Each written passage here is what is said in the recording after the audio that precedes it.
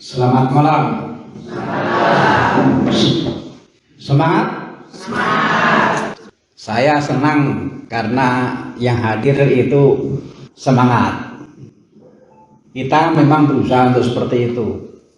Sebab kalau kita nggak semangat dalam hal menghidupi iman kita, menjadi repot. Hanya mengandalkan semangat, gogoknya pun semangat. Itu punya siapa?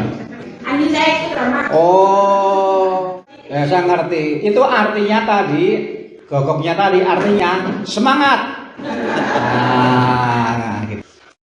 Mengapa kok perlu ada kegiatan pengajaran? Ya karena dalam beriman kita nggak bisa hanya mengandalkan pikirannya masing-masing. Dan mudah-mudahan kita sungguh menyadari itu, bahwa beriman itu tidak mengandalkan pikirannya masing-masing. Maka kita memang juga harus mengenali dan menjiwai apa sih sebenarnya yang menjadi ajaran dalam gereja. Bisa sama dengan yang ada di pikiran kita, tetapi juga bisa berbeda. Mudah-mudahan kalau kita menemukan kok berbeda dengan yang saya pikirkan selama ini, lalu kita juga disemangati oleh sikap yang menghidupi Bunda Maria dan Sang Putra Yesus, yaitu rendah hati, menyesuaikan dengan apa yang diajarkan di dalam gereja. Lalu kemudian, mengapa kok dimulainya itu dengan sharing? Ya karena gereja itu hidupnya dari sharing. Gereja itu hidupnya dari berbagi. Kita bisa bayangkan apa yang terjadi kalau di dalam gereja gak ada sharing, gak ada berbagi. Kalau kita misa lalu ada kolektor, itu berbaginya umat. Kalau ada orang yang juga mau menjadi pengurus, itu juga berbaginya umat, berbaginya anggota gereja. Kalau di paroki ada pasurnya, itu juga berbaginya keluarga dari para pasur itu, tetapi juga mungkin dari ordo, mungkin dari keuskupan. Jadi isinya gereja itu memang hanya berbagi. Dan yang diharapkan dibagikan itu juga pengalaman-pengalaman kita. Maka yang namanya sharing pengalaman itu penting. Kalau kita membuka kitab suci, itu isinya juga sharing pengalaman. Itu yang menyebabkan mengapa kok dimulainya dengan sharing. Lalu kemudian juga kalau kita mencermati pengajaran Yesus. Yesus itu kalau memberikan pengajaran selalu bertolak dari apa yang dijumpai. Jadi Yesus itu jarang menyiapkan bahan. Weh sini kumpul, saya mau ngomong soal ini. Tidak. Tapi Yesus mencermati apa yang ada. Jadi pola yang digunakan oleh Yesus dalam pengajaran adalah Yesus melihat, mencermati soal apa yang muncul di situ. Saya berusaha untuk seperti Yesus. Berusaha. Saya bukan Yesus tapi mau belajar dari Yesus. Maka sharing-sharing nanti memang saya akan cermati. Saya akan memberikan pengajaran sebisa saya, tetapi bertolak dari apa yang terungkap dalam sharing. Saya percaya nanti bisa berkembang lah. Tapi saya mau menghargai, saya mau bertolak dari apa yang nanti muncul di dalam sharing.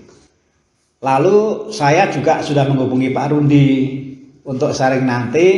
Yang memandu itu Pak Rundi, termasuk juga yang menyampaikan apa ya yang mau di-sharingkan. Mengapa? Ini juga karena saya belajar dari Yesus. Yesus itu senang memberdayakan, tapi bukan memperdaya, senang memberdayakan. Maka saya juga memberdayakan. Tadi malam saya memberikan pengajaran ini di Paleben.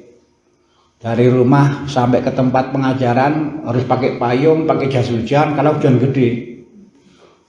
Tadinya mau pakai perahu tapi airnya kurang banyak, ya sudah jalan kaki saja. Tapi saya terharu karena jumlah yang hadir itu nggak saya duga penuh. Di sini juga penuh. Kalau saya lihat meja ini penuh, penuh konsumsi. Tapi nggak masalah. Saya itu nggak pernah mengeluh soal yang hadir. Saya sudah punya niat itu. Kasihan kalau orang sudah hadir kok dikeluhkan. Saya tuh selalu bersyukur berapapun yang hadir. Cuma saya kepingin memastikan apakah yang hadir ini memang disyukuri. Kalau saya mensyukuri, maka pertanyaan pertama adalah semangat. Jangan sampai semangat kita itu ditentukan oleh jumlah. Jadi berapapun yang hadir disyukuri, siapapun yang hadir disyukuri. Kalau ada konsumsi juga disyukuri, tapi kalau nggak ada ya nggak usah disesali. Menjadi orang yang bersyukur itu enak kok. Hidupnya tuh lebih cerah daripada mengeluh. Kalau orang tuh mengeluh, apapun akan menjadi bahan keluhan. Lebih baik yang ada diri kita, teman kita, siapapun, berapapun, semualah. Lebih baik yang ada itu menjadi bahan bersyukur. Termasuk di dalamnya acara kita bersama malam hari ini yaitu pengajaran. Percayalah, pasti pengajaran ini ada hal yang bermanfaat yang menambah pengetahuan kita. Saya yakin itu. Itu pengantar hari saya. Lalu sekarang saya serahkan ke Pak Rundi untuk mengatur soal sharing. Kalau guguknya mah ikut sharing juga nggak apa-apa, nggak usah diusir-usir. Tapi ya sudah terlanjur diusir ya pulang. Guguknya itu dalam hati ini kurang ajar nih. Sudah diantar sampai di sini ditungguin malah suruh pulang.